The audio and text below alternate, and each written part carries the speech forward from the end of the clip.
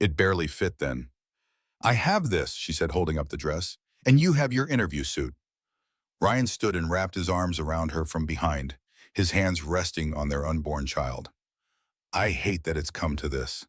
I hate that some networking party determines whether our baby has a father with a job." Emma leaned back against his chest. The smart thing would be to call her father. One phone call and their problems would disappear. But that would mean admitting she'd been wrong to leave, wrong to think she could build a life without Carter money. "We'll make it work," she whispered. "We always do." But even as she said it, Emma felt the walls closing in. Saturday night would either save them or destroy what little pride they had left. Ryan's phone buzzed with another text from Derek. "Reminder, Saturday night is crucial for your future at Henderson. Don't disappoint." Emma closed her eyes and tried to imagine herself in that world again. The world of charity galas and designer gowns, where her father's name opened every door. She'd sworn she'd never go back. But sometimes life forces you to choose between your principles and your survival. "What if we don't belong there?" Ryan asked softly. Emma turned in his arms, seeing her own fear reflected in his eyes. "Then we'll belong to each other. That's all that matters." As they held each other in their tiny apartment, neither of them could imagine that Saturday night would change everything. Not just their financial situation, but the very foundation of who they thought they were. Saturday morning arrived gray and drizzling, matching Emma's mood perfectly. She stood in front of their cracked bathroom mirror, trying to zip up the navy dress that had fit her 3 years ago. The fabric strained across her pregnant belly, and she could barely get the zipper halfway up her back. "Ryan," she called, her voice tight with frustration. He appeared in the doorway, already struggling with his own outfit. His interview suit was wrinkled despite their best efforts with their broken iron, and the shirt collar was slightly frayed. "I can't zip this," Emma said, tears threatening. "I look ridiculous." Ryan moved behind her, gently working the zipper. "You look beautiful. You always look beautiful." But Emma could see the truth in the mirror. The dress was too small, too old, too obviously cheap. Her shoes were comfortable flats instead of elegant heels. Pregnancy had swollen her feet beyond recognition. Her hair, which she tried to style with drugstore products, looked flat and lifeless. "Look at us," she whispered. "We're going to stick out like a broken thumb." Ryan's reflection met her eyes in the mirror. His suit jacket pulled tight across his shoulders. The pants were a half-inch too short, and no amount of gel could make his hair look salon-styled. "Maybe we should just stay home," he said quietly. "Tell Derek I got sick." Emma turned to face him. "And then what? You get fired Monday, we get evicted by Friday, and our baby is born into homelessness?" The harsh reality hung between them like a weight. They'd calculated it down to the penny, Uber to the hotel, Uber back, maybe enough left over for a small tip. No money for coat check, no money for drinks, certainly no money to participate in the charity auction that would undoubtedly dominate the evening. Emma's phone rang, unknown number. "Hello," she answered cautiously. "Emma Carter? This is Jennifer Walsh from Riverside Children's Foundation. I'm calling to confirm your attendance at tonight's gala." Emma's stomach dropped. Carter, not Carter Brooks, not Brooks. Someone had connected her to her maiden name. "Yes, we'll be there," Emma managed. "Wonderful. I should mention that your father's company is one of our major sponsors this year. It'll be lovely to see the Carter family represented." The line went dead. Emma stared at the phone, her hands shaking. "What is it?" Ryan asked. "They know who I am. Someone figured out I'm William Carter's daughter." Ryan went pale. "Your father is going to be there?" "I don't know. Maybe. Probably." Emma sank onto their bed. "This is a disaster. If he sees me like this, if he sees us—" "What do you mean like this?" Ryan's voice carried a edge. "Like what, Emma? Like normal people struggling to make ends meet?" Emma looked up at her husband, good, honest Ryan, who worked 16-hour days and never complained, who loved her unconditionally despite the secrets she'd kept about her family's wealth. "I'm sorry," she said quickly. "I didn't mean it like that. It's just complicated with him." Ryan sat beside her, taking her hands. "Em, I need to understand something. Your father is a billionaire, right? And we're sitting here worried about bus fare and grocery money. What happened between you two?" Have you ever had to explain a choice that seemed reasonable at the time but sounds insane when you say it out loud? Emma looked at Ryan's confused, hurt expression and realized she'd never fully explained why she'd walked away from more money than most people could imagine. Emma took a shaky breath, still holding Ryan's hands in their cramped bedroom. The navy dress felt even tighter now, constraining not just her pregnant body, but her ability to keep hiding the truth. 5 years ago, my father arranged for me to marry Marcus Thornfield, she began, son of his biggest business partner. It would have secured a merger worth billions. Ryan's eyebrows rose. Arranged marriage? In this century? The tech world is smaller than you think. Alliances matter. Marcus was fine, educated, polite, completely boring. He saw me as a networking opportunity. I saw him as a prison sentence.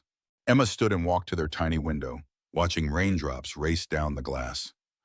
The night before the engagement party, I packed one suitcase and left, changed my name back to Carter professionally, moved across the country, got the library job. I wanted to prove I could build something meaningful without his money. And you never looked back? My father tried to contact me for months, emails, calls, even hired a private investigator to check on me. I blocked everything. I wanted a clean break. Ryan joined her at the window. But Emma, if he cared enough to hire an investigator, maybe he just wanted to know you were okay. You don't understand what it's like, Emma said softly. Growing up, every friend I had wanted something. Every relationship was about what the Carter name could provide. I never knew if anyone actually liked me for me. She turned to face Ryan, her eyes bright with unshed tears. When I met you at that coffee shop, you had no idea who I was. You liked that I read books to kids and that I laughed at your terrible architecture jokes. You didn't see dollar signs when you looked at me. Ryan pulled her close, careful of her belly. I still don't. I see the woman I love, who happens to be stubborn enough to cut ties with billions of dollars to prove a point. Are you angry with me for not telling you everything? I'm trying to understand, Ryan said honestly. Part of me is frustrated that we're struggling when help is available. But I also admire what you did. It takes guts to walk away from that kind of security. Emma's phone buzzed with a text from Derek. Car will pick you up at 6:30. Remember, tonight determines everything. They looked at the message together, the weight of their situation settling back over them like a heavy blanket. So what do we do? Ryan asked. If your father is there tonight, if people know who you are, how do we handle it? Emma thought about the last conversation she'd had with her father 5 years ago. He'd been hurt, angry, but underneath it all, she'd seen something that looked like pride. Pride that she was strong enough to make her own choices, even if he disagreed with them. We go, she said firmly. We hold our heads high, and if my father is there, I face him like an adult. Ryan checked his watch. 3 hours to go. Emma looked at their reflection in the window, him in his too tight suit, her in her too small dress, both of them scared and trying to be brave for each other. Ryan, I need you to promise me something. Whatever happens tonight, whatever anyone says about us or to us, remember that we built something real together. Something that has nothing to do with money or status. He kissed her forehead. I promise. But Em, you need to promise me something too. What? If things go really badly tonight, if we can't make it work on our own, you'll consider reaching out to your father. Not for us, but for the baby. Emma's hand moved instinctively to her belly. Inside, their child kicked, as if responding to the conversation about their uncertain future. Sometimes the hardest part about being proud is knowing when that pride might hurt the people you love most. The Uber driver kept glancing at them in the rearview mirror as they pulled up to the Riverside Grand Hotel. Emma could see his confusion. Passengers dressed for a formal event, but clearly not the usual clientele for a five-star establishment. You sure this is right? He asked as valets in pristine uniforms approached luxury cars ahead of them. This is it, Ryan said, his voice tight. Through the rain-streaked windows, Emma watched elegant couples emerge from Bentleys and Teslas. The women wore gowns that cost more than Emma's annual salary, their jewelry catching the light from the hotel's crystal chandeliers. The men looked comfortable in custom tuxedos, shaking hands and laughing as if they owned the world. Because most of them probably did. Emma, Ryan whispered, We can still leave. She squeezed his hand. No backing out now. They paid the Uber driver with exact change, leaving no tip. Emma felt his judgment as they climbed out into the drizzle, but there was nothing left in their account for niceties. The hotel lobby took Emma's breath away. Massive arrangements of white orchids, a string quartet playing near the marble fountain, and everywhere the soft murmur of money and power. Emma recognized the atmosphere immediately. It was the world she'd grown up in and deliberately left behind. Mr. and Mrs. Brooks, Derek Stone appeared beside them, his smile sharp. Glad you could make it. Wow, Derek's tuxedo was clearly custom-made. His wife Martha draped in emerald silk that probably cost more than Emma and Ryan's rent. Emma noticed how Derek's eyes swept over their modest attire with barely concealed disdain. Let me introduce you to some people, Derek continued, already moving toward a group near the auction display. Henderson Architecture needed to make some connections tonight. As they followed Derek across the marble floor, Emma felt every stare, heard every whispered comment. Her comfortable flat squeaked slightly on the polished stone. Ryan's hand found hers, and she could feel the nervous sweat on his palm. This is Ryan Brooks, one of our architects, Derek announced to a circle of expensively dressed strangers. And his wife, Emma. The pause before her name felt deliberate, loaded. Emma had the unsettling feeling that Derek knew exactly who she was. Lovely to meet you, said a silver-haired man in a perfect tuxedo. What do you do, Emma? I'm a librarian, Emma replied, lifting her chin slightly. The man's smile became condescending. How noble. Emma felt heat rise in her cheeks, but before she could respond, a familiar voice cut through the crowd behind her. Victoria Blackwood. As I live and breathe. Emma's blood ran cold. She knew that voice, had been hearing it in nightmares for 5 years. She turned slowly, hoping she was wrong. She wasn't. William Carter stood 20 feet away, impeccably dressed in a black tuxedo, his silver hair perfectly styled. At 55, he was still commanding, still the kind of man who drew attention simply by existing. His eyes swept the crowd and stopped when they found her. For a moment, father and daughter stared at each other across the crowded lobby. Emma saw surprise flicker across his features, followed by something that might have been pain or anger. She couldn't tell which. Emma, Ryan whispered beside her. That's him, isn't it? She nodded, unable to speak. Her father was here, the man she'd spent 5 years avoiding. The embodiment of everything she'd run from was standing in the same room, breathing the same air. And judging by the recognition dawning on several faces around them, the evening was about to become much more complicated. Have you ever faced someone you've been running from, only to realize that all your reasons for running suddenly seem smaller in their presence? The weight of recognition settled over the ballroom like a suffocating blanket. Emma felt a shift in the atmosphere before she fully understood what was happening. The way conversations paused mid-sentence, the subtle turning of heads, the whispered exchanges behind manicured hands. Her father's presence had changed everything, transforming her from an oddly dressed pregnant woman into something far more complex, William Carter's estranged daughter. Derek Stone's eyes lit up with a predatory gleam that made Emma's stomach churn. She could practically see the calculations running through his mind, the social connections he could leverage, the business opportunities that might present themselves, the way Emma's hidden identity could be weaponized for his benefit. Emma Carter, Derek repeated, his voice carrying just enough volume to ensure nearby tables could hear. I have to admit, I'm impressed by your commitment to anonymity. 5 years living as a librarian when you could have been running a tech empire. That takes either tremendous principle or tremendous stupidity. Emma felt Ryan's hand tighten around hers, his palm growing damp with nervous sweat. She could sense his confusion, his struggle to reconcile the woman he'd married with this revelation of her true background.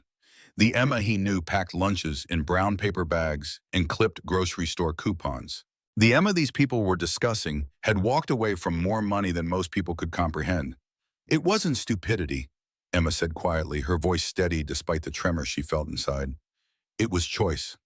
A choice that's left you counting pennies while your husband faces unemployment, Derek observed with false sympathy. Forgive me if I question the wisdom of that particular decision. The circle of onlookers had grown larger, drawn by the magnetic pull of wealth and scandal. Emma recognized some faces from her childhood: board members of various foundations, tech industry leaders, society figures who'd known her when she was being groomed as William Carter's heir apparent. Their expressions ranged from curiosity to judgment to barely concealed excitement at witnessing such an intimate family drama. Across the ballroom, she could see her father engaged in what appeared to be an increasingly tense conversation with Foundation President James Morrison. William's body language was controlled but tight, his attention clearly divided between his official responsibilities and the spectacle unfolding around his daughter. Emma knew that look.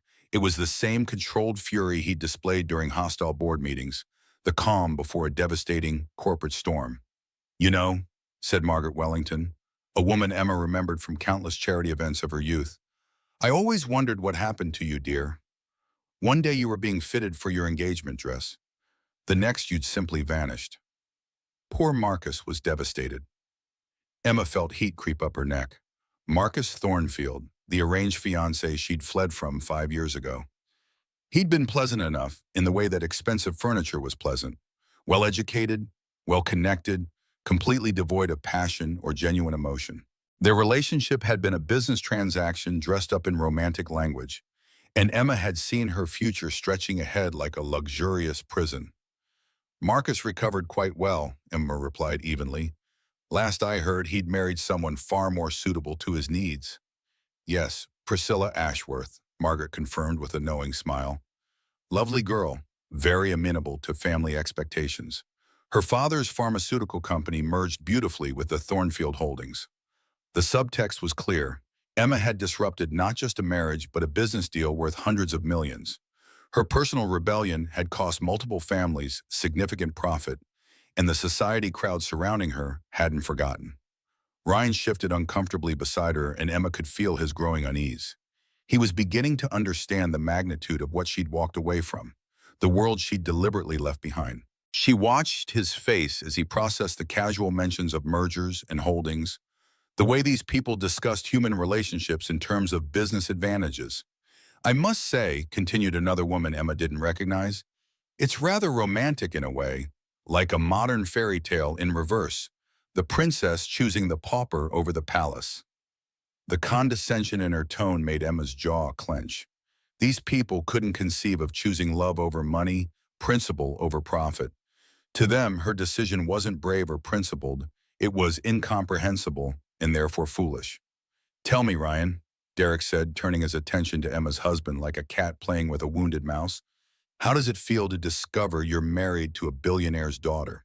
Does it change your perspective on your current financial difficulties?" Ryan's face flushed red, but his voice remained steady. "It doesn't change anything. I fell in love with Emma, the librarian, not Emma the heiress. Her family's money was never part of our equation." "How admirably naive," Derek chuckled. "Though I wonder if you'll maintain that perspective when the eviction notice arrives." Emma felt a surge of protective fury. Derek was deliberately humiliating Ryan, using their financial struggles as entertainment for the crowd. She started to speak, but a new voice cut through the conversation like a blade. "Well, well, little Emma Carter, playing dress-up with the common people." Victoria Blackwood had arrived like a perfectly coiffed storm system, her presence immediately commanding attention. At 45, Victoria embodied everything Emma had fled from: old money combined with new cruelty, beauty maintained through expensive procedures, and a social confidence that came from never having faced genuine hardship. Victoria's black gown was museum quality, her jewelry probably worth more than most people's houses. But it was her smile that made Emma's blood run cold, sharp, calculating, and absolutely merciless.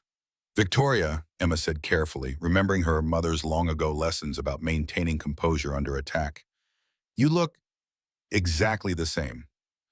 "Flattery will get you nowhere, darling," Victoria replied with a laugh that sounded like breaking crystal. "Though I must say you've certainly changed. Pregnancy suits you, though I question the timing. Couldn't wait until your husband had job security?" The insult hit its mark perfectly. Emma felt the words like physical blows, each one calculated to cause maximum damage in front of the largest possible audience. Victoria was a master of social warfare, trained from childhood in the art of delivering devastating cuts wrapped in polite language. Our timing is perfect, Emma replied, lifting her chin slightly. We wanted our child to be born from love, not calculation. How wonderfully romantic, Victoria's smile grew sharper. Though I wonder if romance will pay for diapers and doctor bills. Love doesn't keep the lights on, does it? Emma could feel the crowd's attention like a physical weight. Some faces showed genuine discomfort with Victoria's cruelty, but others displayed the hungry fascination of people watching a car accident. This was entertainment for them, a real-life soap opera playing out at their charity gala. Ryan stepped closer to Emma, his presence solid and reassuring. My wife and I are perfectly capable of providing for our family, he said firmly. Victoria's laugh was musical and vicious. Oh, the struggling architect speaks. How refreshing to hear such confidence from someone whose boss is looking for reasons to fire him. Emma watched Derek's satisfied smirk and realized this was orchestrated. Victoria and Derek were working together, using Emma's revelation as an opportunity to destroy both her and Ryan in front of the most influential people in the city. You know what I find most fascinating, Victoria continued, accepting a glass of champagne from a passing server, is the sheer selfishness of your choices, Emma. You had the opportunity to use your family's resources to do tremendous good in the world. And instead you chose to, what? Prove a point? Meanwhile, your husband loses his job, your child will be born into poverty, and your father loses his only heir. Each word was precisely chosen, designed to make Emma question every decision she'd made over the past 5 years. Victoria was attacking not just Emma's current situation, but the fundamental principles that had guided her life since leaving home. I am doing good in the world, Emma said quietly. Every day I help children learn to read. I run programs that bring literacy to families who can't afford private tutors or expensive schools. That's not selfish, that's necessary. How noble, Victoria's voice dripped with false admiration, and how utterly insignificant. Do you know what your father's foundation accomplished last year?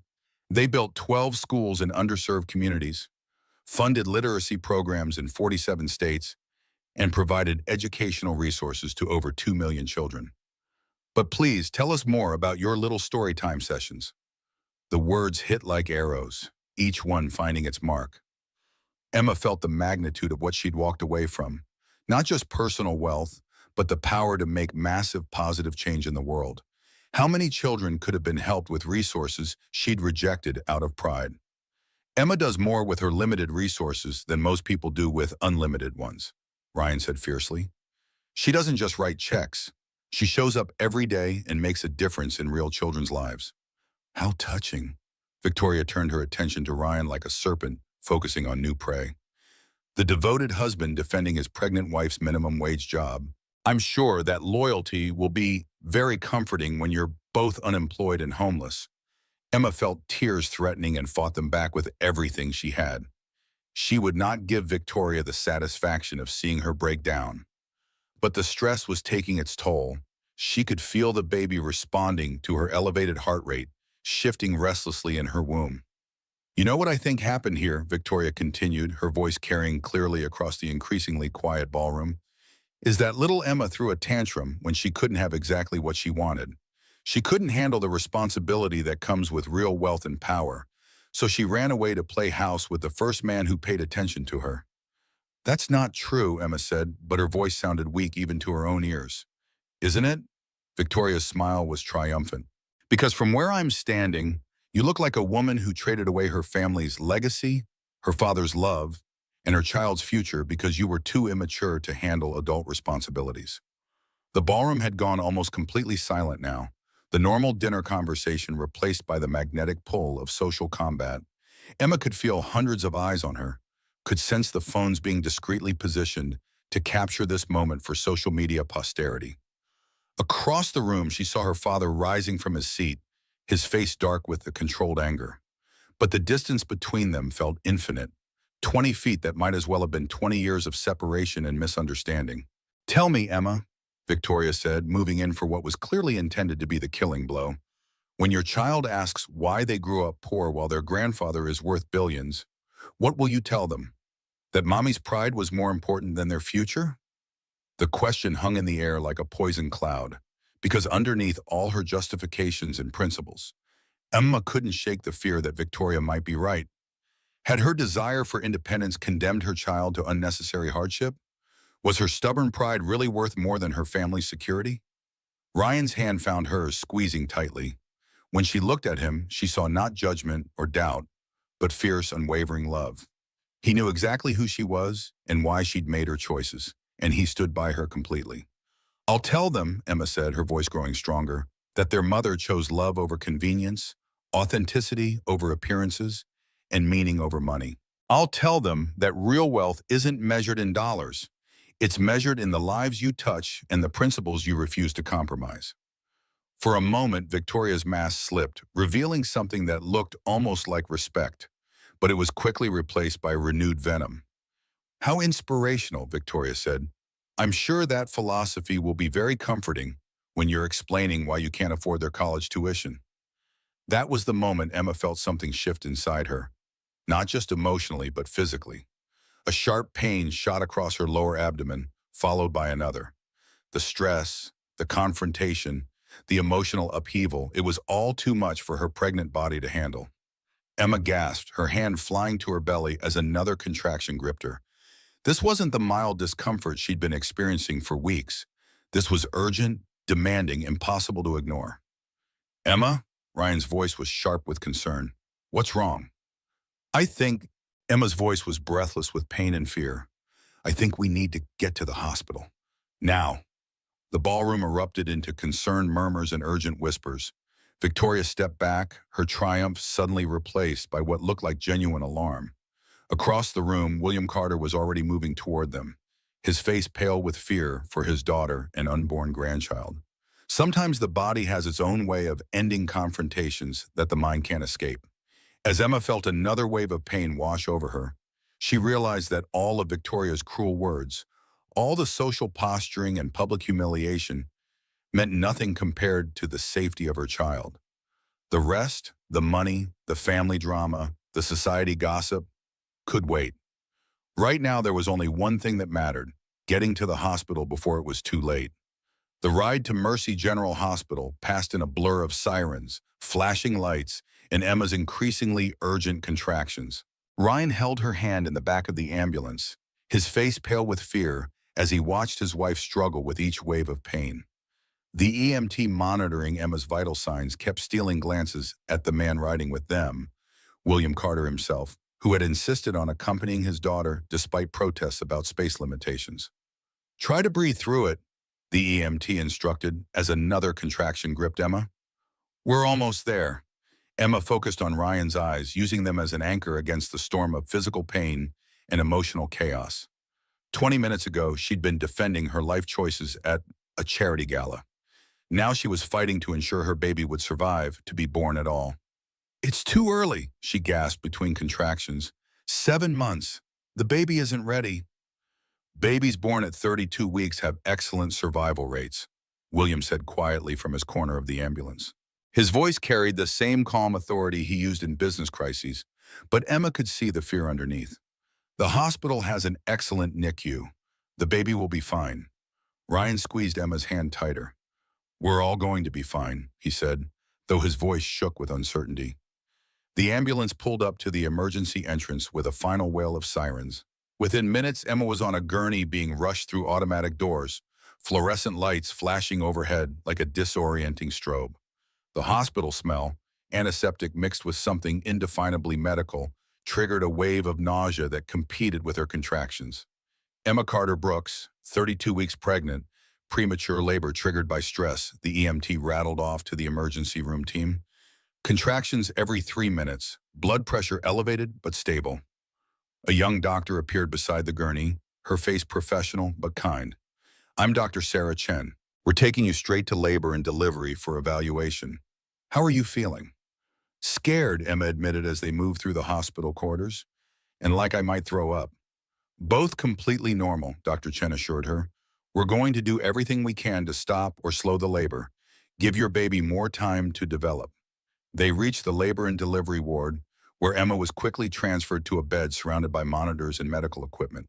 Nurses moved efficiently around her, attaching sensors, taking blood samples, asking rapid-fire questions about her medical history and current symptoms. "I need to call our insurance," Ryan said, pulling out his phone with shaking hands. "And our doctor, Dr. Martinez, needs to know we're here." Emma watched her husband trying to manage the practical details while she dealt with the physical crisis. They'd planned everything so carefully, Dr. Martinez for the delivery, the payment plan for the hospital bills, the timing that would give Ryan's new health insurance time to kick in. None of their planning had accounted for this. William stood quietly in the corner, clearly trying to stay out of the way while remaining close enough to help if needed. Emma could see him assessing the situation with the same strategic mind that had built his business empire, probably calculating costs and considering options she and Ryan couldn't afford to explore.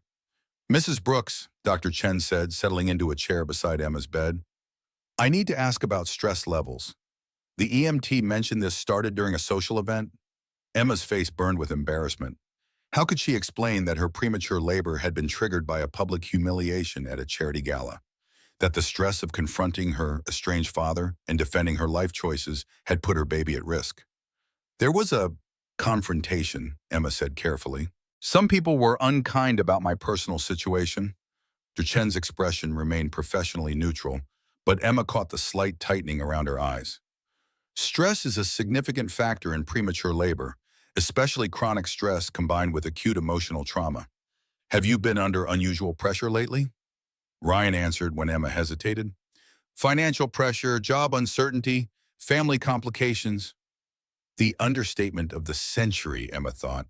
She looked at her father, who was studying the medical equipment with the focused attention he usually reserved for quarterly reports. William Carter could buy this entire hospital without affecting his monthly budget, but his daughter was lying here worried about whether their insurance would cover a NICU stay.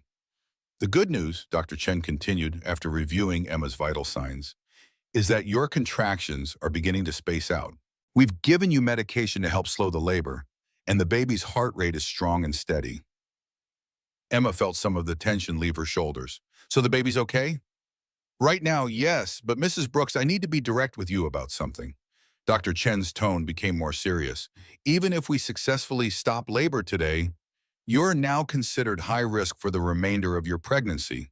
That means more frequent monitoring, possible bed rest, and immediate medical attention if you experience any concerning symptoms." Emma's heart sank as she processed the implications. More medical appointments meant more time away from work, more co-pays, more stress about money. And if she needed bed rest, their already precarious financial situation would become impossible. "How much more monitoring?" Sir Ryan asked, clearly thinking along the same lines. "Twice weekly appointments minimum, possibly more if we see any concerning signs. And if Mrs. Brooks experiences any more episodes like tonight, she'll need to be admitted for observation." Emma closed her eyes, calculating costs in her head.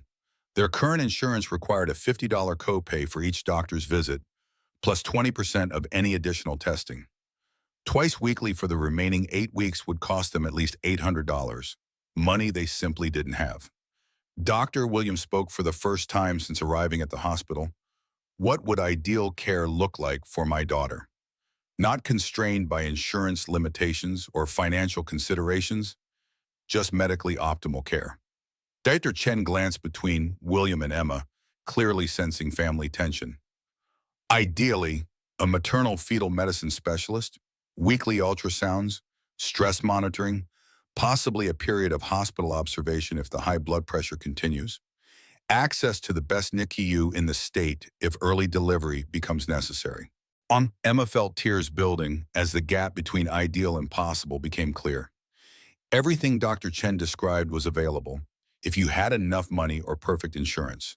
For someone working at a public library with basic coverage, it was mostly out of reach. "And the cost?" William pressed. "Dad, don't," Emma said quietly. But William continued as if she hadn't spoken. "Total cost for optimal care through delivery?" Dr. Chen looked uncomfortable but answered, "Probably $20,000 to $30,000 beyond what basic insurance covers. More if NICU care becomes necessary." The number hung in the air like a death sentence, $20,000 to $30,000, more than Emma made in an entire year, more than she and Ryan had in their combined savings accounts, retirement funds, and emergency reserves. Ryan's face had gone completely pale. "We'll make it work," he said automatically, but Emma could hear the desperation underneath. "Mr. Brooks," Dr. Chen said gently, "there are programs available for families facing financial hardship. Social services can help explore options." Emma knew what that meant. Charity care, payment plans that would stretch for years, the humiliation of proving their poverty to access basic medical care.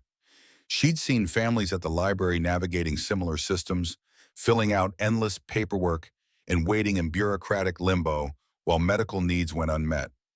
A soft knock interrupted the conversation. A woman in business attire entered, tablet in hand, an expression professionally sympathetic. "I'm Sandra Martinez from Patient Financial Services," she announced. "I understand you may have questions about coverage for tonight's visit and potential ongoing..." Well, Emma's stomach clenched. The financial counselor, the person whose job it was to figure out how much money they could extract from patients before providing care. "We have insurance through my employer," Ryan said, though his voice lacked confidence. Sandra consulted her tablet. "I see Henderson Architecture Group Health Plan. Unfortunately, that's our basic tier coverage. Tonight's emergency visit will be mostly covered, but ongoing high-risk monitoring falls under specialty care, which has higher deductibles and copay requirements." Emma translated mentally. They'd pay for tonight, but everything else would be out of pocket until they'd spent thousands they didn't have. "What are our options?" Emma asked, though she dreaded the answer. "Well, you can certainly receive care here and work out a payment plan. We're very flexible about monthly arrangements. Or you might consider the county hospital, which has more robust programs for uninsured and underinsured patients." County Hospital. Emma had volunteered there during college, understaffed, overwhelmed, providing adequate care to people who couldn't afford better. It wasn't that the doctors weren't skilled, but the resources were limited, the waits were long, and high-risk pregnancies weren't exactly their specialty. William cleared his throat. "Ms. Martinez, if cost weren't a factor, what would you recommend for my daughter's care?" "Dad, please stop," Emma said more firmly. But Sandra's eyes had sharpened with interest. She'd clearly recognized the name Carter and was recalculating the situation. "Mr. Carter, if cost isn't a concern, Dr. Elizabeth Morrison is our top maternal fetal medicine specialist. She has privileges here and at University Medical Center, which has the region's premier NICU. For someone in your daughter's situation, Dr. Morrison would provide the absolute best possible care." Emma felt the familiar trap closing around her. The best care was available for William Carter's daughter. Not for Emma the librarian or Ryan the architect, but for the heiress who'd walked away from her inheritance. "That won't be necessary," Emma said, her voice sharper than intended. "We'll manage with our regular doctor and the resources we can afford." William's jaw tightened, and Emma could see the argument building in his eyes. This was exactly the situation he'd always feared. His stubborn daughter's pride putting her in danger. "Emma," he said carefully, "this isn't about pride anymore. This is about your health and the baby's safety." "It's about the same thing it's always been about," Emma replied, "whether I can live my life on my own terms or if everything ultimately comes back to your money." Ryan looked between his wife and father-in-law, clearly torn between wanting the best possible care for Emma and respecting her principles. "Can you give us a few minutes?" Ryan asked Sandra, who nodded and quietly left the room. Dr. Chen also excused herself, promising to return shortly with test results. The room fell silent except for the steady beeping of monitors and the distant sounds of hospital life in the corridor. Emma lay in the narrow bed, feeling the weight of her baby pressing against her ribs, and tried to figure out how they'd gotten to this point. 6 hours ago, she'd been reading to children at the library, secure in her choices and confident in her principles. Now she was facing the possibility that those same principles might compromise her child's health and future. Ryan said quietly, "maybe your dad has a point. Maybe this is bigger than what we can handle on our own." Emma looked at her husband's worried face, then at her father's controlled expression. Both men loved her, both wanted what was best for her and the baby. But accepting help meant admitting that 5 years of independence had been an illusion. that she'd only been free to make her own choices because she'd never faced a crisis too big to handle without family money. The baby kicked hard against her ribs, as if weighing in on the conversation. Emma placed her hand on her belly, feeling the strong, steady movement of the child who would soon need more than love and good intentions to thrive in the world. Sometimes the most principled choice is knowing when to set your principles aside for something more important than your pride. The silence in the hospital room stretched like a taut wire ready to snap under the weight of unspoken fears and stubborn pride. Emma stared at the ceiling tiles, counting the small holes in the acoustic panels, while her father and husband exchanged meaningful looks she pretended not to notice. The medication Durchen had given her was working. The contractions had slowed to minor twinges, but the emotional storm inside her head was far from over. "I need some air," Ryan announced suddenly, standing from his chair beside Emma's bed. "I'm going to find the cafeteria. Maybe call my mom and let her know what's happening." Emma knew it was an excuse to give her and William privacy, but she appreciated Ryan's emotional intelligence. Some conversations required space to breathe, and this was definitely one of them. After Ryan left, father and daughter regarded each other across the sterile hospital room. William had removed his tuxedo jacket and rolled up his shirt sleeves, making him look less like a billionaire tech mogul and more like the worried father he was. Emma could see the exhaustion around his eyes, the way his usually perfect posture had softened with relief that she and the baby were stable. "You know," William said finally, settling back into the visitor's chair, "when you were little, you used to get the same stubborn expression when you were determined to do something difficult by yourself. You insisted on tying your own shoes, even though it took you 20 minutes, and you'd usually end up crying in frustration." Emma smiled despite herself. "Mom used to hide my shoes with laces just to avoid the daily battle." "Your mother was wiser than both of us," William said softly. "She knew when to let you struggle and when to step in and help." The mention of Emma's mother, dead for 3 years now from cancer that all their money couldn't cure, shifted something in the atmosphere. Margaret Carter had been the bridge between William's driven ambition and Emma's fierce independence, the one person who could manage both their strong personalities. "I miss her every day," Emma said quietly, "especially now with the baby coming. I keep thinking about all the things she won't be here to see." William's eyes grew bright with unshed tears.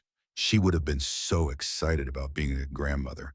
She would have spoiled this baby absolutely rotten. "And she would have handled tonight better than either of us," Emma added. "She would have known exactly what to say to make this situation make sense." William nodded, then leaned forward slightly. "Emma, can I tell you what your mother would have said about tonight?" Emma hesitated, not sure she wanted to hear her father's interpretation of her mother's wisdom. But curiosity won over caution. "She would have said," William continued, "that love is more important than pride, but it's also more complicated. She would have pointed out that sometimes the most loving thing you can accept help, even when accepting it feels like admitting defeat." Emma felt fresh tears building. "But Dad, you don't understand what it was like growing up in your world. Every friend I had wanted something from our family. Every invitation was really about business connections. Every relationship was transactional." "I know," William said simply, "and I'm sorry for that. I'm sorry that my success made your childhood complicated in ways I didn't fully understand at the time." Emma looked at her father with surprise. She'd expected him to defend his choices, to minimize her concerns the way he had during their arguments 5 years ago. "When you left," William continued, "I was angry, hurt. I felt like you were rejecting everything I'd worked to build, everything I'd hoped to leave you." "I wasn't rejecting you," Emma said, though even as she spoke, she wondered if that was entirely true. "I was trying to find out who I was when I wasn't William Carter's daughter." "And what did you discover?" Emma thought about the past 5 years, the satisfaction of helping children learn to read, the deep contentment of building a life with Ryan, the pride of supporting herself through meaningful work. But she also thought about the constant financial stress, the way poverty narrowed options and created its own kind of prison. "I discovered that I'm stronger than I thought," she said finally, "but also that being independent is harder than I imagined, and maybe more expensive than I can afford." William smiled, the first genuine smile she'd seen from him all evening. "Your mother always said you inherited my stubborn streak, but her generous heart." She said it would either make you incredibly successful or incredibly frustrated. Right now, I'm feeling pretty frustrated, Emma admitted. A soft knock interrupted their conversation. Dr. Chen returned with a tablet full of test results in a more relaxed expression. Good news, she announced. Your labs look excellent. The baby's heart rate is perfect, and the contractions have stopped completely. I think we successfully interrupted the premature labor. Emma felt a wave of relief so intense it left her dizzy. So the baby's okay? The baby is fine. But Mrs. Brooks, I meant what I said earlier about being high risk for the remainder of your pregnancy. Tonight was a warning. If we don't manage your stress levels and monitor you closely, this could happen again. And next time we might not be able to stop it. Emma nodded, though the practical implications of close monitoring still made her stomach churn. Ryan returned just as Dr. Chen was explaining the discharge process and follow-up care requirements. How are we doing? He asked, sliding back into his chair and taking Emma's hand. Better, Sni, Emma replied. The baby's okay and I can go home tonight. With strict instructions for rest and stress management, Dr. Chen added, and I want to see you in my office Monday morning to discuss ongoing care with a specialist. After Dr. Chen left, the three of them sat in another stretch of silence. Emma could practically feel her father's internal debate, his desire to help warring with his respect for her independence. Emma, William said finally, I want to propose something, and I want you to hear me out completely before you say no. Emma tensed, expecting an offer to pay for everything, to take over and solve their problems with his checkbook. What if, William continued carefully, we found a way for you to access the resources you need without compromising your independence? What if there was a middle ground between pride and practicality? What do you mean? Ryan asked when Emma remained silent. William pulled out his phone and scrolled through what appeared to be a long list of contacts. I've been thinking about your literacy programs at the library, Emma, about the work you're passionate about and the impact you're having. Emma frowned, not sure where this was heading. What if the Carter Foundation funded an expansion of your programs? William continued, not as charity for my daughter, but as a legitimate investment in literacy education. You'd run the programs, hire staff, design the curriculum. You'd be the director of a major educational initiative. Emma's breath caught. Dad, what are you saying? I'm saying that your work matters, Emma. It matters enough that it deserves proper funding and support. And if directing a foundation-funded literacy program happened to come with health insurance that covered high-risk pregnancies, well, that would just be good employee benefits. Emma stared at her father, trying to process what he was offering. Not charity, not a bailout, but a job. A real job doing work she loved, with the resources to make a genuine impact. You'd be my boss, she said slowly. The foundation board would be your boss, William corrected. I'd be one voice among several. And Emma, if you decided you didn't like the arrangement, you could always walk away. Your independence would be intact. Ryan was looking between them with growing excitement. Emma, this could be exactly what you've been working toward. All your programs, but with the funding to really make them work. Emma felt her carefully constructed walls beginning to crack. For 5 years, she'd told herself that accepting her father's help would mean giving up her autonomy, returning to the world she'd escaped. But what he was offering wasn't a return to the past. It was a bridge to a future where her principles and her family's resources could work together. What about Ryan's job? She asked. Derek made it pretty clear tonight that Ryan's position at Henderson is over. William's expression hardened slightly. Let me worry about Derek Stone and Henderson architecture. I think you'll find that Ryan's employment situation resolves itself favorably. Emma knew that tone.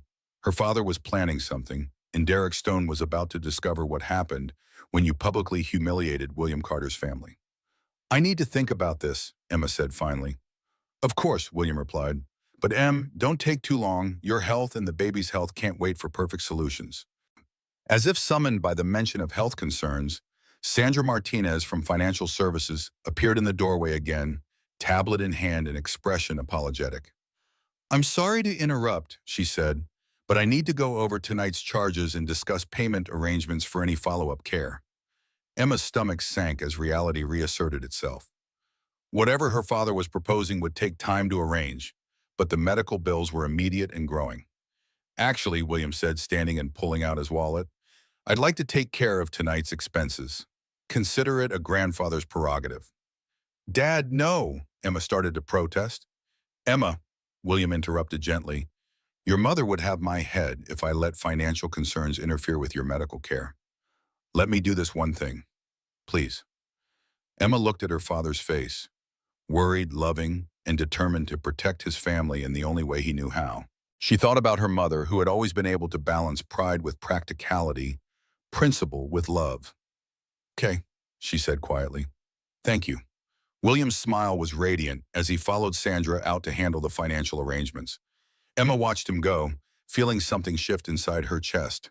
Not surrender, but the beginning of a new understanding. You okay? Ryan asked, squeezing her hand. Emma thought about the question. Was she okay?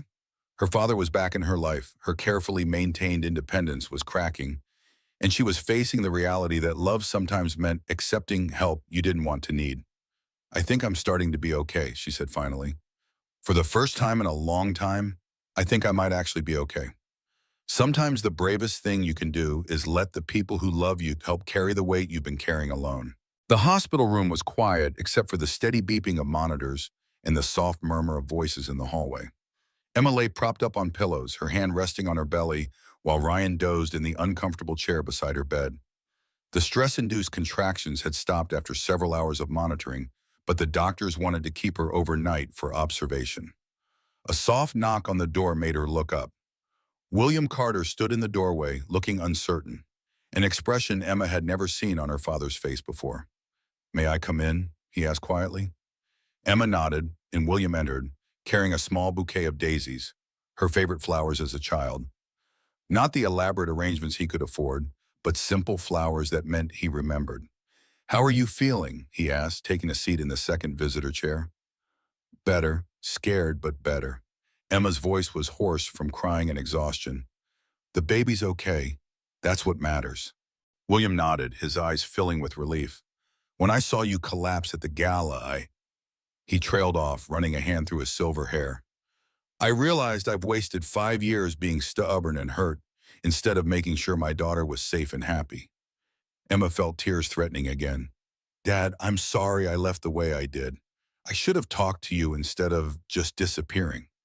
No, William said firmly. You were right to leave. I was trying to control your life, treating you like a business asset instead of my daughter. The arranged marriage, the pressure to join the company. I thought I was protecting your future, but I was stealing your choice. They sat in comfortable silence for a moment. 5 years of hurt and misunderstanding settling between them like dust being swept away. Can you tell me about him? William asked, glancing at Ryan's sleeping form. Your husband? Emma's face softened as she looked at Ryan. His name is Ryan Brooks. He's an architect, designs affordable housing. He's kind and funny, and he makes me laugh even when I'm crying. He has no idea how to network or schmooze, but he can draft building plans that would make you weep with their beauty. And he doesn't know who you are, really. He knows I'm William Carter's daughter now, obviously, but when we met, I was just Emma, the librarian who spilled coffee on his laptop. Emma smiled at the memory. He asked me out because I recommended a book he ended up loving, not because he wanted access to Carter money. William nodded slowly. And that's why you kept the secret? Partly, but also because I needed to know I could make it on my own, that I could build something meaningful without trading on the family name. And have you built something meaningful? Emma thought about her literacy programs, the children who came to the library every day, the families she'd helped learn to read together. Yes, I have. William smiled, the first genuine smile she'd seen from him all evening. I'm proud of you, Emma. Prouder than I would have been if you'd just taken over the company. Ryan stirred in his chair, blinking awake. When he saw William, he started to stand, but the older man waved him back down. Mr. Carter, Ryan said, clearly struggling with how to address his father-in-law. I want you to know that I love your daughter very much. I can see that, William replied. And please, call me Bill. We're family. Emma watched the two most important men in her life size each other up. She could see Ryan's nervousness, the way he was trying to figure out how to navigate this relationship with one of the world's most powerful men. I also want you to know, Ryan continued, that Emma and I didn't come to that gala hoping to get your attention or ask for money. We went because my boss made it clear my job depended on it. William's expression darkened slightly. Derek Stone, wasn't it? The man who announced your firing in front of a room full of people? Ryan nodded, his jaw tight. Monday morning, I clean out my desk. No, William said quietly. Monday morning, you start a new job. Both Emma and Ryan stared at him. Dad, Emma said carefully, what are you talking about? William smiled, and for the first time, Emma saw a hint of the ruthless businessman who'd built an empire from nothing.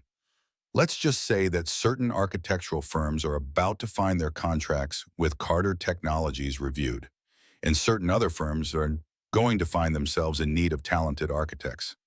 I don't want charity, Ryan said firmly. Good, William replied, because I don't give charity. I give opportunities to people who've earned them. And from what I hear, you've been designing innovative, affordable housing solutions. That's exactly what Carter Technologies needs for our new community development initiative. Emma felt a warmth spreading through her chest that had nothing to do with the heated hospital room.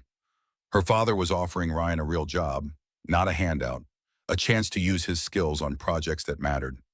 There is one condition, William added, his eyes twinkling. You have to let me be involved in my grandchild's life. I've missed 5 years with Emma, and I don't want to miss any more. Emma reached for both men's hands, her husband's and her father's. I think we can manage that. As if summoned by the mention of grandchildren, the baby kicked strongly enough that all three adults could see the movement through Emma's hospital gown. Hello there, little one, William whispered, his voice full of wonder. Your grandfather is very excited to meet you. Sometimes the bridges we burn can be rebuilt stronger than they were before, especially when love is the foundation. 6 months later, Emma adjusted baby Grace in her arms as she unlocked the door to the newly expanded children's wing of the downtown library. The Carter Literacy Initiative plaque gleamed beside the entrance, but what made Emma proudest was the line of families waiting outside for Saturday morning story time. Miss Emma! Marcus, now 8 and reading chapter books, ran up to greet her. Is Grace coming to story time today? She might sleep through it, Emma laughed, looking down at her 3-month-old daughter, who was indeed fast asleep despite the excited chatter around them. Inside, the new children's area was everything Emma had dreamed of. Comfortable reading nooks, a dedicated craft area, and shelves upon shelves of brand new books. But the most satisfying part was seeing it filled with children and parents who genuinely needed this resource. Emma? A familiar voice made her turn around. Victoria Blackwood stood in the doorway, wearing jeans and a simple sweater instead of her usual designer armor. Her court-ordered community service vest read volunteer in bright orange letters. Victoria, Emma said calmly, ready for story time? The irony wasn't lost on either of them. Victoria's charity fraud conviction had resulted in 200 hours of community service, which she was serving at the very library she'd mocked Emma for working at. The children are waiting, Emma said, not unkindly. Victoria nodded and moved to set up chairs for the families. Over the past 3 months, Emma had watched Victoria's initial resentment slowly transform into something approaching genuine engagement with the kids. Emma, Victoria said quietly as she arranged the last chair, I owe you an apology. Emma shifted Grace to her other arm. You owe me community service. The apology is extra. I was cruel to you at the gala, intentionally cruel. I was angry about your father exposing my financial irregularities years ago, and I took it out on you. Emma studied Victoria's face, looking for signs of manipulation. Instead, she saw genuine remorse in something that looked like exhaustion. Apology accepted, Emma said simply. Now let's read some stories. As the family settled in for story time, Emma caught sight of movement through the large windows facing the street. A familiar car pulled up outside, Ryan's new company car from Carter Technologies. He emerged carrying coffee for both of them and a small teddy bear that Grace was still too young to appreciate, but which he bought her anyway every few weeks. How's the sustainable housing project? Emma asked as he joined her. Incredible, Ryan's eyes lit up. We're breaking ground on the first development next month. Affordable homes with solar panels, community gardens, and a shared workspace. Your father's initial skepticism about my idealistic designs has turned into complete enthusiasm. Emma smiled, watching her husband's passion for his work. The job at Carter Technologies had been everything William promised, a real opportunity to use Ryan's skills on meaningful projects, not a handout disguised as employment. "And Derek?" Emma asked. Ryan's smile turned slightly wicked. "Derek's been trying to get a meeting with me for 3 months. Apparently, losing the Carter Technologies contract put Henderson Architecture in serious financial trouble."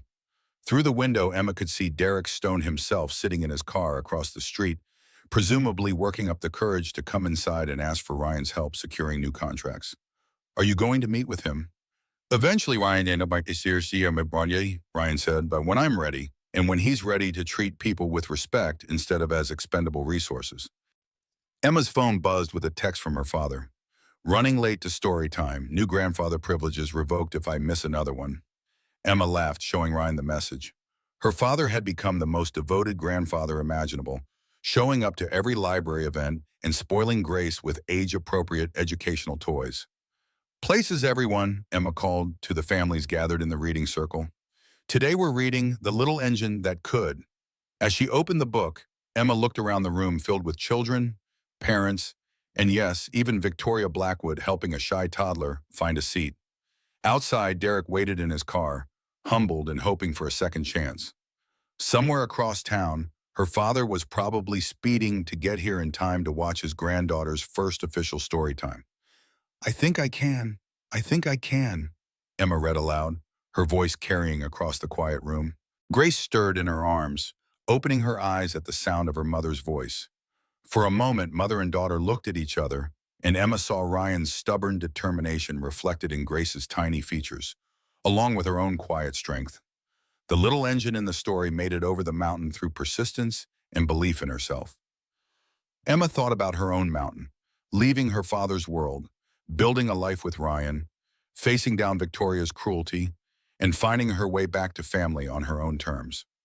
I thought I could," she finished, closing the book as the children clapped. Through the window, she saw her father's car pull up just as Derek finally gathered the courage to get out of his own vehicle. The two men nodded politely to each other on the sidewalk, former business partners now on opposite sides of Fortune's wheel. William Carter entered the library carrying flowers for Emma in a children's book he had written himself about a young woman who chose her own path. It was scheduled to be published next month, with all proceeds going to literacy programs. "Did I miss it?" he asked, slightly out of breath. "Just finished," Emma said, standing to greet him, but Grace stayed awake for the whole thing. William's face lit up as Emma placed his granddaughter in his arms. "Hello, beautiful girl. Did you like your first official story time?" Grace gurgled contentedly, one tiny fist grasping her grandfather's finger. "She's going to be a reader," William declared confidently. "I can tell." Emma looked around the library that had become more than just her workplace. It had become her mission, her community, her proof that meaningful work mattered more than easy money.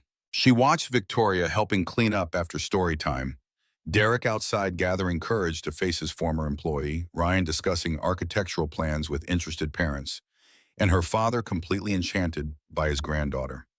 Sometimes the best revenge isn't revenge at all. Sometimes it's building something so beautiful that your critics can't help but want to be part of it. "What do you think, Grace?" Emma whispered to her sleeping daughter, ready to change the world one story at a time. As her family, chosen and biological, old and new, gathered around her in the library filled with books and possibility, Emma Carter Brooks knew that every choice she'd made, every bridge she'd burned and rebuilt, had led to this moment, and she wouldn't change a single word of her story. She was 7 months pregnant, already exhausted, already struggling to pay the bills. But that night at the most powerful charity gala in the city, everything collapsed. Laughter, insults. A glass of red wine poured down her dress as the entire room watched. Her husband's career hung by a thread, and the crowd wanted to see her break. What they didn't know was that someone else was watching too, someone with the kind of power that can destroy empires with a single phone call. This is not just humiliation.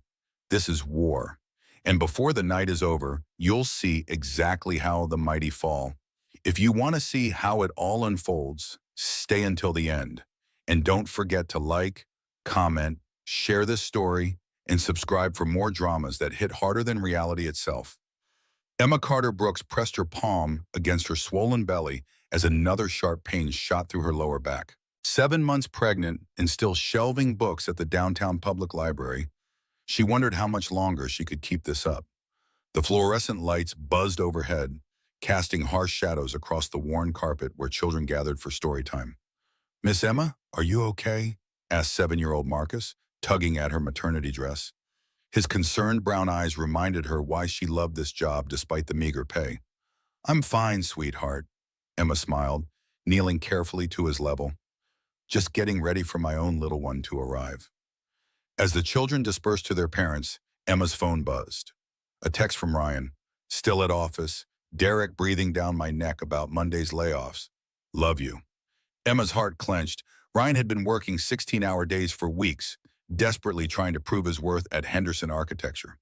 With the baby coming and her modest librarian salary barely covering groceries, they needed his job now more than ever. Walking to her desk, Emma pulled up their online banking. $847. That was it. Rent was due in 5 days. The hospital payment plan started next week, and they still needed to buy a crib. She touched the faded photo taped to her monitor. Her and Ryan on their wedding day 3 years ago. They'd been so hopeful then, so sure that love and hard work would be enough. Emma had deliberately told Ryan her family was dead to her, not mentioning they were very much alive and swimming in billions of dollars. She'd made her choice 5 years ago when she walked away from William Carter's tech empire, refusing the arranged marriage to a business partner's son. The library's evening volunteer, Mrs. Henderson, shuffled over with a knowing smile. "That husband of yours working late again?" "The architecture firm is going through layoffs," Emma explained, logging off her computer. "Everyone's on edge. You know, dear, there's no shame in asking family for help when you're expecting." Emma's jaw tightened. If only it were that simple. "We'll manage. We always do." As Emma gathered her things, she couldn't shake the feeling that their carefully constructed life was about to crumble. She'd built everything on the principle of independence, of proving she could make it without her father's money. But with a baby coming and Ryan's job hanging by a thread, that principle was being tested like never before. The autumn rain had started by the time Emma reached the bus stop. She pulled out her phone to check the schedule and noticed an email in Ryan's shared inbox that made her blood run cold. The subject line read, "Henderson Architecture Holiday Gala Mandatory Attendance." Have you ever had to choose between your values and your survival? That moment when doing the right thing might cost you everything you've worked for. Emma stared at that email invitation, knowing it represented either salvation or destruction for their little family. Ryan Brooks loosened his tie as he climbed the stairs to their cramped one-bedroom apartment. The building's elevator had been broken for 3 months, and by the 7th floor, his legs felt like lead. Through their thin door, he could hear Emma humming softly, probably reading to the baby. "Hey, beautiful," he called, dropping his laptop bag with a heavy thud. Emma looked up from her rocking chair, one hand on her belly. "How bad was it today?" Ryan collapsed onto their second-hand couch, running his hands through his hair. "Derek called another meeting. 3 more people got their notice. I'm pretty sure I'm next unless—" He trailed off, pulling out the printed email. "Unless we go to this thing." Emma read the elegant invitation twice. "The Riverside Children's Foundation Gala. That's this Saturday." Derek was very clear, Ryan said bitterly. "Show up, schmooze with potential clients, prove I'm worth keeping around, or clean out my desk Monday morning." Emma studied the guest list attached to the email. Her father's name wasn't on it, but she recognized several others from her privileged childhood. Victoria Blackwood, the charity queen who'd once tried to set Emma up with her nephew. Derek Stone, who'd probably paid a fortune for his table. "We can't afford this," Emma said quietly. "The tickets alone are $500 per person. Derek's covering our table." "But Ryan's voice cracked, and "Look at us. Look at this place. How are we supposed to fit in with those people?" Emma walked to their tiny closet and pushed aside Ryan's work shirts. In the back hung a single formal dress, navy blue, bought for their wedding reception 3 years ago.